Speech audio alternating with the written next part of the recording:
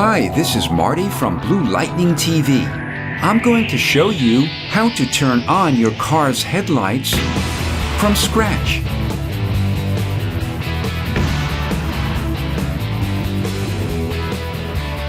This tutorial is only for versions CS6 and later. I provided 2 car photos that you can choose to download, which are located in my video's description or project files below. Or you could use your own photo if you'd like. The first step is to convert it into a smart object so we can modify it non-destructively. To do this, click the icon at the upper right of the Layers panel and click Convert to Smart Object. If your photo was taken during the day, you can make it look like evening or even nighttime by clicking the Adjustment Layer icon and clicking Color Lookup.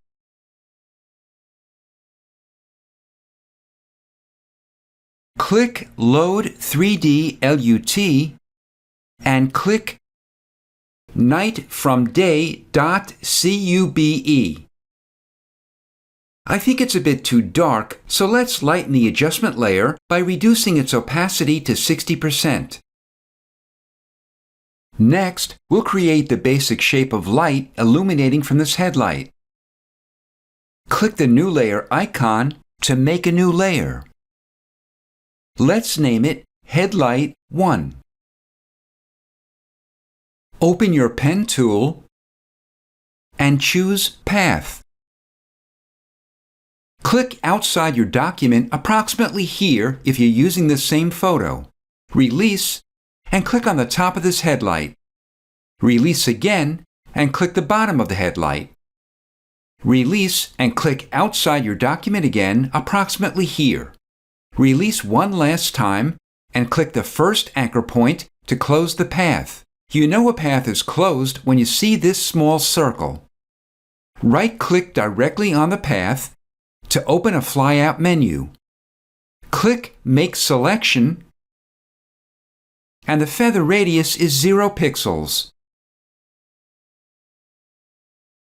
Invert the selection by pressing Ctrl or Command-Shift-I. We'll fill the selection with white, but first, if your foreground and background colors aren't black and white respectively, press D on your keyboard. Since white is your background color, press Ctrl or Command+Delete. Deselect it by pressing Ctrl or Command-D.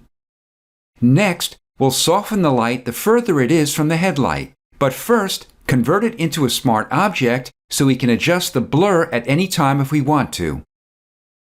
Go to Filter, Blur Gallery, and Field Blur. Again, you won't see the blur gallery in versions earlier than CS6.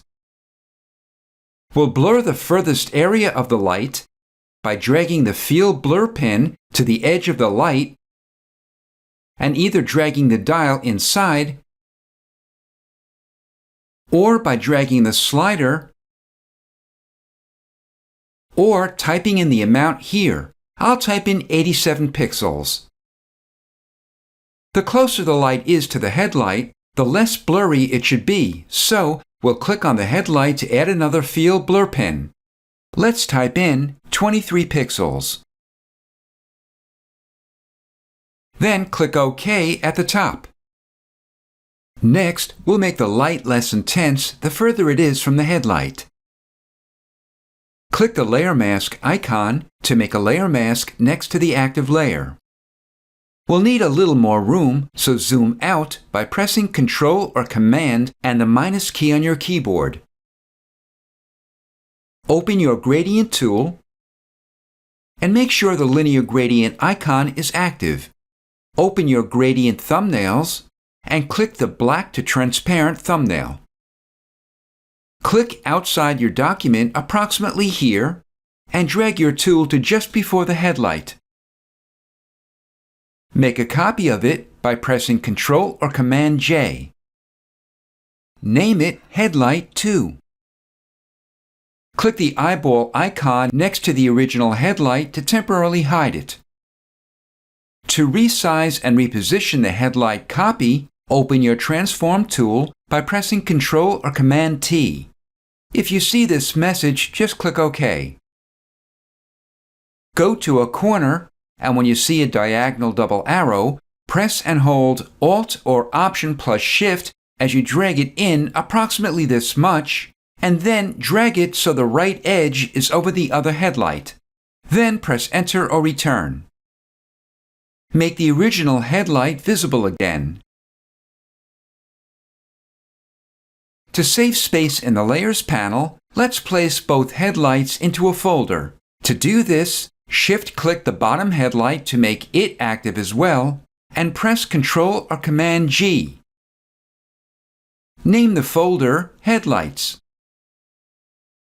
Next, we'll add lens flares to brighten the headlights and add light refractions. Click the New Layer icon to make a new layer, and fill it with black. Change its blend mode to Screen. Name it Lens Flare. We'll make a composite snapshot of our image to position the first lens flare over this headlight. To do this, press Ctrl-Shift-Alt-E on Windows or Command-Shift-Option-E on a Mac.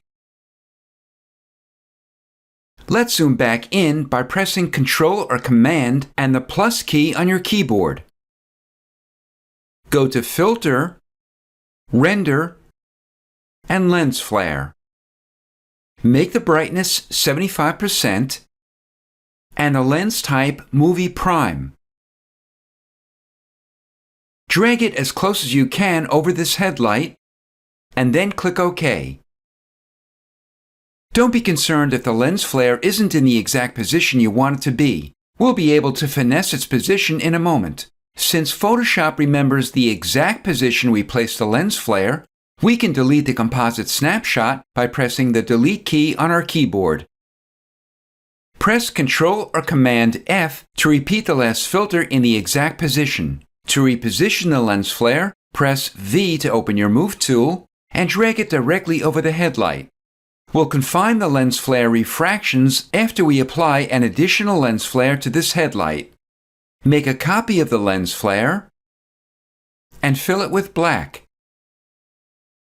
Go back to Filter, Render, and Lens Flare. Click 105mm prime. As you did earlier, drag it directly over the headlight. We'll place both lens flares into a folder by shift-clicking the bottom flare to make it active as well, and pressing Ctrl or Command G. Name the folder Lens Flare 1. Go to the Layer Mask icon and Alt-click or Option-click it to make a black layer mask next to the lens flare folder. Notice that as soon as you made the layer mask, your colors inverted. Now, white should be your foreground color. Open your brush tool and brush picker. Make its size 600 pixels, the hardness 0%, and the opacity and flow 100% each. Center your cursor over the headlight and click once to reveal both lens flares through the layer mask. Make a copy of the lens flare and open your Move tool. Drag the lens flare copy over the other headlight. I'd like to make the lights emanating from the headlights a little less intense, so I'll make the headlights folder active and reduce its opacity to 80%. Next, we'll add road illumination from the headlights. Make the top layer active and make a new layer above it. I'll name it Road Illumination. Open your elliptical marquee tool and drag an elliptical selection approximately this shape over the lower left corner. To reposition it, press the space bar and drag it.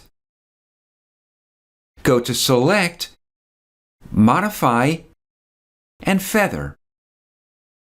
Feather it 50 pixels and click OK or press Enter or Return. Fill it with white and deselect it. Change its blend mode to overlay.